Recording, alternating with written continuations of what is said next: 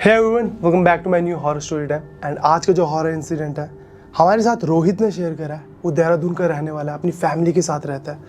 And जो incident उनके साथ हुआ है वो एक हॉस्टल में हुआ है, दिल्ली के हॉस्टल में। तो आगे बढ़ने से पहले अगर आप लोगों के पास भी कोई भी ऐसी हॉरर इंसिडेंट है जो ट्रू है, जो आपको लगता है कि सबके साथ शेयर करा जाना चाहिए, ये रही मेरी जीमेल आईडी, यहाँ शेयर करो। मैं रीड करूँगा एंड ट्राई करूँगा कि सबके साथ शेयर करूँ। एंड एक और चीज़ बताना चाहूँगा कि रोहित ने मुझे बताया कि उन्होंने ये स्टोरी काफ़ी सारे यूट्यूबर्स के साथ शेयर करी है, बट अभी तक किसी ने भी पिक नहीं करी। एंड मैंने उनसे कंफर्मेशन लिया कि मुझे बता दो कि अगर किसी ने पिक करी है, तो उन्होंने कहा है कि किसी ने पिक नहीं करी है, मैं पिक कर सकता हूँ। तो अगर किसी ने पिक करी हो तो हो सकता है कि तुम्हें सिमिलर लगे स्टोरी, बट अभी तक किसी ने पिक नहीं करी है। एंड अगर आप चैनल पे नए हैं तो चैनल को सब्सक्राइब करना, वीडियो को एंड तक देखना। वीडियो को देखने के बाद जो भी आपका ओपिनियन हो कमेंट सेक्शन में ज़रूर बताना यार, वो बहुत इंपॉर्टेंट है। मैं उस ओपिनियन को पढ़ूंगा और उस पर रिप्लाई ज़रूर करूंगा। तो विदाउट टाइम वेस्ट करें हम आज का हॉरर इंसिडेंट शुरू करते हैं। तो आज की जो हॉरर स्टोरी है वो हमारे साथ रोहित ने शेयर करी है। रोहित देहरादून का रहने वाला है, अपनी फैमिली के साथ रहता है, एक लौता लड़का है। एंड देहरादून से उसने अपनी एजुकेशन कंप्लीट करी है +2 तक, और +2 के बाद वो एग्ज़ाम देता है कॉलेज में एडमिशन लेने के लिए। एंड जहाँ उसको एडमिशन मिलती है वो एक दिल्ली का कॉलेज होता है। अब नेम रिवील करने के लिए रोहित ने मना करा है, प्राइवेसी के लिए। एंड जहाँ वो उसे एडमिशन मिलती है वो वहाँ जाता है, दिल्ली में उस कॉलेज में वो जाता है। वहाँ काफ़ी सारे हॉस्टल की बिल्डिंग्स होती हैं, और जो फ्लोर रोहित को अलॉट होता है वो टॉप फ्लोर होता है। एंड रूम नंबर 45 जो रोहित को अलॉट हुआ था। एंड जैसे ही रोहित अपना सामान लेकर उस रूम में जाता है तो पहली बार रोहित ने बताया कि उसके साथ कभी ऐसा हुआ इंसिडेंट कि जब वो रूम के अंदर एंटर हुआ तो उसे बहुत गंदा फील हुआ, बहुत नेगेटिव फील हुआ, बहुत डिप्रेस्ड फील हुआ। उसने अपना सारा सामान रखा, अच्छे से सेटल हो गया। और शाम को ही एक और लड़का जो था उसके साथ, जो उसका रूममेट था, वो भी आ गया। एंड वो दोनों उस रूम में रहने लग गए। अब स्कूल में, कॉलेजेस में रैगिंग बहुत होती है, तो वैसे ही जो रोहित था उसके कॉलेज में भी रैगिंग का काफ़ी सीन था। तो उन्होंने डिसाइड करा था कि हम कॉलेज जाएंगे, कॉलेज से सीधा आएंगे अपने हॉस्टल में आराम से सो जाएंगे और अपना फ़ोन चलाते चलाते रात हो जाएगी। रात को अपना मेस में खाना खाए और सो जाएंगे, तब तक जब तक हम यहाँ फैमिलियर नहीं हो जाते सबसे। कोई फ़ायदा नहीं कि हमें कोई पकड़ेगा, हमारी रैगिंग लेगा, तो ये रिस्की हो जाएगा। तो उनका यही प्लान था और वो यही फॉलो करते थे। ये फॉलो करते करते हफ्ता बीत गया, उनके साथ सब सही चल रहा था, बट रूम में थोड़ा नेगेटिव फील होता था रोहित को। अब कुछ समय बाद, हफ्ते के बाद क्या होता है, एक दिन ये दोनों ना रात को सो रहे होते हैं और 11:30-12 बजे का समय होता है। बाहर ना इनके डोर के फुटस्टेप्स की आवाज़ आती है, किसी के चलने की आवाज़ आती है।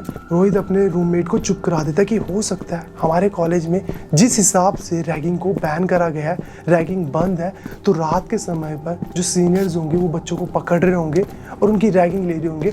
तो शांत हो जा, बिल्कुल भी शोर मत मचाइए, पता नहीं लगना चाहिए कि हम उठे हुए हैं। वो चलकर रूम के पास गए, डोर के पास गए और वहाँ से कान लगाकर सुन रहे हैं, और कॉन्टीन्यूस आवाज़ आ रही है, टक टक टक टक टक टक। और वो ना जा रहा है पर्सन उनका रूम क्रॉस करके, ना उस रूम को क्रॉस करके इधर जा रहा है, उधर ही आवाज़ आ रही है। और ये कुछ समय बाद आराम से अपने बेड पर आकर सो गए। यही एक्टिविटी कल भी रिपीट हुई। रात के समय 1 बजे, 12:30 बजे के करीब आवाज़ आ रही है रूम के बाहर, टक टक टक।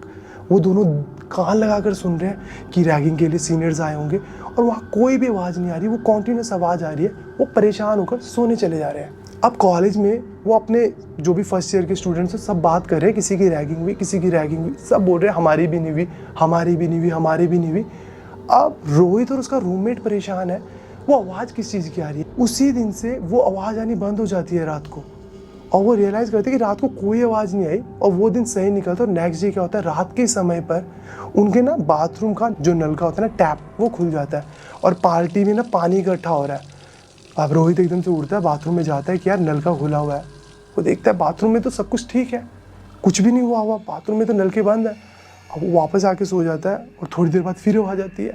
उसे लगता है कि यार कोई नल का खुला रह गया। वो बाथरूम में जाकर देखता है कुछ भी नहीं, और अब मन ही मन इन्होंने घबराना शुरू कर दिया कि यार बहुत वियर्ड हरकतें हो रही हैं। वो टक टक टक की आवाज़ आती थी, ना जाती थी ना इधर जाती थी, किसी की रैगिंग भी नहीं हो रही, तो वो क्यों आ रही थी आवाज़। बट संतुष्ट थे कि बंद हो गया है, पर अब ये बाथरूम की आवाज़ आ रही थी, तो मन ही मन बहुत डरे हुए थे। अब इनके साथ ना 2-3 दिन बाद हरकतें कैसी हो रही है कि ये आँख बंद कर रहे हैं। इनको फील होता था दोनों को, रूममेट को भी, रोहित को भी, और दोनों बहुत अजीब सिनेरियोज़ में वहाँ जी रहे थे। वो सोए हुए आंखें बंद कर रहे हैं। उनको फील होता था कि जैसे हम आंख बंद करते हैं ना, ऐसे आंखों के आगे से कुछ ले जाएंगे तो फील होता है कि कुछ चला हमारे आंखों से, कुछ आगे से गया, वो काला काला फील होता है। तो आंख बंद है तो फील हो रहा है कि कोई यहाँ को चल कर गया, कोई यहाँ को चल कर गया। आंख खोली तो कोई भी नहीं है, पीछे मुड़कर देख रहे हैं तो कोई भी नहीं है, रूममेट को देख रहा है तो वो अपना सोया हुआ है, और रूममेट भी यही कह रहे हैं यार ऐसा फील होता है कि कोई ऐसे चलकर जा रहा है, चलकर आ रहा है। अब उनके लिए ये खुद में इतनी डिप्रेस्ड चीज़ हो गई थी, क्योंकि रोहित ने अंदर ही अंदर बहुत डरना शुरू कर दिया था कि ये यार यहाँ हो क्या रहा है। बाहर वो इसलिए नहीं जाते थे कि सीनियर से डर लगता था, क्योंकि अभी बहुत स्टार्टिंग ईयर था उनका, और बहुत ज़्यादा डर था मन में कि रैगिंग होगी, लोग मजाक उड़ाएंगे, क्या होगा। वैसी एक छोटी सिटी से आया हुआ है, देहरादून में पास आसपास ही रहता था, प्योर देहरादून में नहीं रहता था वो। तो बहुत सारी चीज़ों का डर था कि लोग मजाक उड़ाएंगे, क्या कहेंगे, क्या बोलेंगे, तो किसी को उन्होंने बताया भी नहीं। एंड फिर 3-4 दिन बाद क्या होता है, रोहित सोया हुआ होता है, उसको ना बड़ी जोर की आवाज़ आती है बाथरूम से कि कुछ गिरा। वो बाथरूम में जाता है, सब कुछ नॉर्मल होता है, वो आता है और सो जाता है। 5-7 मिनट बाद उसको फील होता है कि कोई चल रहा है। वो जैसे ही आँख खोलता है वो देखता है कि उसका जो दोस्त था, उसका जो रूममेट था, वो चल रहा है, वो चक्कर लगा रहा है और बहुत अजीब तरीके से उसको घूर रहा है। और रोहित बोल रहा है कि क्या कर रहा है यार, आजा, सो जा, क्यों कर रहा है ऐसे। एक बार फिर बोलता है आजा यार अनिकेत, आजा, बैठ जा यार। तीसरी बार बोलता है डर डर वाली आवाज़ में, अनिकेत भाई आजा यार, मुझे डर लग रहा है, क्यों कर रहे हो ऐसे। और अनिकेत उसका रूममेट एक बहुत अजीब आवाज़ में, जो उसकी आवाज़ नहीं थी, उस आवाज़ में कुछ बोलता है, कुछ डिफरेंट सा ही बोलता है। और ये इतना डर जाता है रोहित कि जैसे तैसे हाथ मारता हुआ, सर मारता हुआ, गिरता पड़ता बाहर भागता है, डोर खोलता है एंड बगल वाले रूम में सीनियर होता है, उसके पास चला जाता है और उनको बताता है कि मेरा रूममेट को कुछ हो गया, हमारे रूम में बड़ी अजीब एक्टिविटीज़ होती है, बट अभी वो ऐसे से घूम रहा है, एक अजीब आवाज़ में बोल रहा है। जो सीनियर थे 2, वो आते हैं और रूम में जैसे आते हैं वो देखते हैं कि वो सच में घूम रहा है ऐसे ऐसे अनिकेत, और उसको बोलते हैं, पकड़ते हैं, पर वो काबू में नहीं आ रहा, उसको लेटाते हैं। जब वो चीखें मारनी शुरू कर देता है, अजीब अजीब चीखें मारनी शुरू कर देता है, रोना शुरू कर देता है। वो रोक रहे हैं, बोल रहे हैं, बट वो किसी को मारने के लिए दौड़ रहा है, कभी चीख रहा है, चिल्ला रहा है। वार्डन को बुला लेते हैं बच्चे, वार्डन आता है, वार्डन भी कंट्रोल करने की कोशिश करता है, बट जैसे तैसे वो रात निकलती है, उसको शांत करते हैं एंड सुबह वार्डन कॉल कर देता है अनिकेत के मम्मी पापा को, और अनिकेत के मम्मी पापा 10-11 बजे तक आते हैं और अनिकेत को ले जाते हैं डॉक्टर के पास कि बीमार हो गया, क्या हो गया, उसे ले जाते हैं। एंड अब रोहित इतना ज़्यादा डरा हुआ था कि वो कहता है कि मैं इस रूम में नहीं रहूँगा।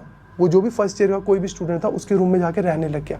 वार्डन ने स्पेशल सबको वार्निंग दी कि कोई भी ऐसी अजीब व अजीब अफवाह किसी ने फैलाई ना कि ऐसा हो गया वैसा हो गया, कि कुछ भी नहीं था, नॉर्मली उसको पैनिक हुआ और उसने ऐसा करा और उसके घर वाले ले गए। तो अगर तुमने कोई मनगढ़ंत कहानी फैलाई तो उस बच्चे को डायरेक्ट टर्मिनेट कर दिया जाएगा। बट सारे के सारे फ्लोर पर बात फैल गई थी, तो हॉस्टलर्स ने पूरे कॉलेज में फैला दी। एंड नेक्स्ट डे रोहित को कॉलेज में पता लगता है कि 14-5 रूम नंबर है जो, वहाँ किसी ने सुसाइड करा था बच्चे ने।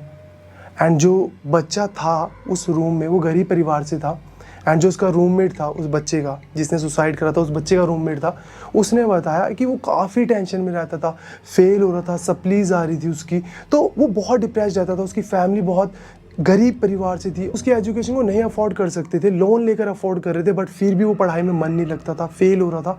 तो वो इतना ज़्यादा डिप्रेस्ड रहता था, इतना ज़्यादा कि आखिरी में उसने एक गलत कदम उठाया और अपनी जान दे दी। और उसकी जो स्पिरिट थी वो उस रूम में काफ़ी टाइम तक उसके रूममेट को भी हॉन्ट करा। उसने जब वो रूम छोड़ा और उसके बाद जो भी वहाँ बंदा आया कुछ समय तक, तो ऐसी परेशानी रही और काफ़ी समय तक रूम खाली रहा। बट जो कॉलेज का जो भी था, जो भी स्टाफ था, उन्होंने कोई बात रिवील नहीं करी, पूजा कराई, ऐसा कुछ भी पता नहीं लगने दिया, कुछ भी नहीं बोला कि ये रूम हॉन्टेड है, केस चला। सब कुछ नॉर्मल होने के बाद अब उन्होंने फिर से बच्चों को रूम देना शुरू कर दिया था, एंड वो रूम रोहित को मिला था। एंड रोहित को जैसी ये चीज़ पता लगी, उसने वो हॉस्टल ही छोड़ा, बाहर पीजी लिया और वो कभी मुड़कर उस हॉस्टल में भी नहीं गया। एंड कुछ समय बाद पता लगा जो अनिकेत था वो काफ़ी दिनों तक बीमार रहा था, अजीब अजीब हरकतें कर रहा था। उसके पेरेंट्स को तांत्रिक बाबा इन सबको दिखाना पड़ा, एंड महीने कुछ बाद वो ठीक हुआ। बट अब वो बिल्कुल ठीक है। उन्होंने बताया कि इसने कुछ ऐसा देखा जिसकी वजह से ये अपना मानसिक संतुलन खो गया था, और कोई चीज़ थी जो इसको बहुत ज़्यादा पोजेस करके परेशान कर रही थी। वो जो बाबा थे तांत्रिक, तो उन्होंने कहा कि अब सब कुछ रिजॉल्व है। महीने तक वो कॉलेज भी नहीं आया, क्लास में भी नहीं आया, बट अब सब कुछ ठीक था। एंड कॉलेज वालों ने भी उसका नाम रस्टिकेट नहीं करा, जस्ट बिकॉज करते तो वो बताते कि हमारे साथ वहाँ ये सब इंसिडेंट हुआ था। वो एग्जाम्स देने आया, उसको रस्टिकेट भी नहीं करा गया, बट सब कुछ उन्होंने बात ऐसी दबाई। एट लास्ट रोहित ने उस हॉस्टल को छोड़ दिया था, बाहर पीजी लिया, अपने एग्जाम्स दिए, जो कॉलेज था वो ख़त्म करा, ओवर हुआ। बट उसके साथ ये इतना अजीब इंसिडेंट था कि जो उनको लगता था कि बाहर कोई सीनियर्स के चलने की आवाज़ है, वो एक्चुअल में कोई स्पिरिट थी जो उनको हॉन्ट करती थी, जो उस रूम में थी। बाथरूम में सामान गिरना, आवाज़ आना, उसके दोस्त का चलना फिरना, वो और आंखें बंद करना, किसी का चलना फिरना, वो महसूस करना, वो इतना टेरेबल पूरा का पूरा सिनेरियो था जो रोहित के साथ उस दौरान हुआ कि वो इन चीज़ों को आज तक नहीं भुला पाया। आज तक उसके मन में ये चीज़ है। एंड उसने बताया कि काफ़ी यूट्यूबर्स को उसने ये स्टोरी शेयर करी, बट किसी ने भी अभी तक पिक नहीं करी ये स्टोरी। एंड मैंने ये पिक करी है, एंड आई होप किसी ने पिक ना करी हो। ये इंसिडेंट था रोहित का। आप लोगों को क्या लगता है, अपने ओपिनियंस कमेंट सेक्शन में जरूर बताना, मैं रिप्लाई करूँगा उन सब पर। एंड अगर आप लोगों के पास भी कोई भी ऐसे हॉरर टेरिफाइंग इंसिडेंट हैं तो ये नहीं मेरी जीमेल आईडी, यहाँ शेयर करूँ, मैं रीड करूँगा एंड ट्राई करूँगा कि सबके साथ यहाँ शेयर करूँ। चैनल पे नए हो जैसा कि मैंने बताया तो यार चैनल को सब्सक्राइब करना। एंड तक आया तो आप लोगों को मज़ा आया होगा स्टोरी में। अगर मज़ा नहीं आया तो फिर भी कमेंट सेक्शन में मुझे बताना, मज़ा आया तो भी बताना।